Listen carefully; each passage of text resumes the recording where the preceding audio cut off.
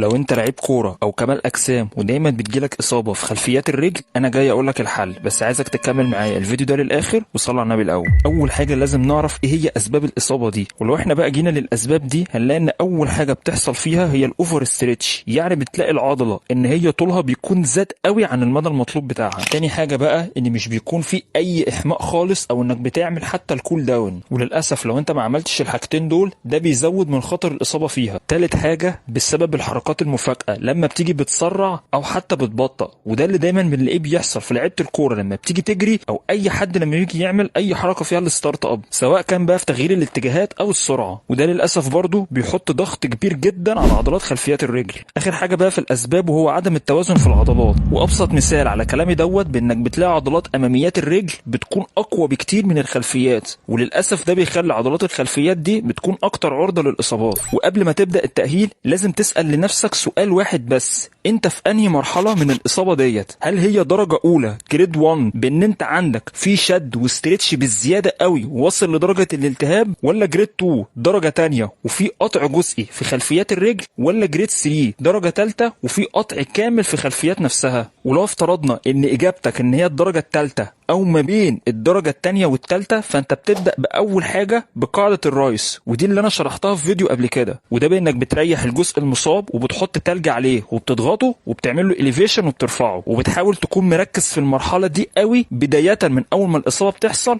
ولحد 3 ايام او حتى كمان 4 على حسب درجه الالم. ومع الوقت وانت بتطبق القاعده دي بتحاول تقلل الالم واحده واحده، وبالتدريج بتبدا تزود في المدى الحركي بتاعها بالتمارين دي. نيجي بقى للمرحله الثانيه، من اول ال3 ايام او حتى ال4 ولحد اسبوعين بتبدا تزود الحمل واحده واحده على خلفيات الرجل، وخاصه وهي في وضع الاسترتش، وبتبدا ساعتها تشغل تمارين تقويات ليها، وخاصه ومعاها عضلات الكور والجلوتس، وتدخل كمان معاهم برضو قلتها في فيديو قبل كده تمارين البالانس او البروبريوسبشن، واللي بتحسن من استقبال الحس العميق. وتقدر كمان برضو تدخل معاهم تمارين الجيت تريننج، واللي بتحسن قدرتك على المشي وبكفاءه احسن، وبتقلل معاك كمان من الحركات التعويضيه اللي ممكن تحصل لعضلات الخلفيات. نيجي بقى لثالث مرحله، من اول اسبوعين لحد 6 اسابيع بتبدا بقى عادي جدا انك تشتغل تمارين فانكشنال زي الديد ليفت، وكمان معاهم لو انت عاوز ترجع الملعب من تمارين الاجيليتي والبلايومتريك. وطبعا في المرحله دي بتكون شدتك في التمرين زادت عن المراحل اللي فاتت. نيجي بقى لرابع مرحله والاخيره خالص، من اول 6 اسابيع فيما فوق بتبدا عادي جدا انك ترجع للفول اكتيفيتي بتاعتك، سواء كنت بتلعب الكوره او حتى كمال اجسام. بتكون في الحالتين دول مركز على تقويه عضلات الخلفيات والفلكسبيليتي والمرونه بتاعتهم، وده علشان تقلل خطر الاصابات بتاعتهم بعد كده. ودي كانت كل حاجه عن اصابه خلفيات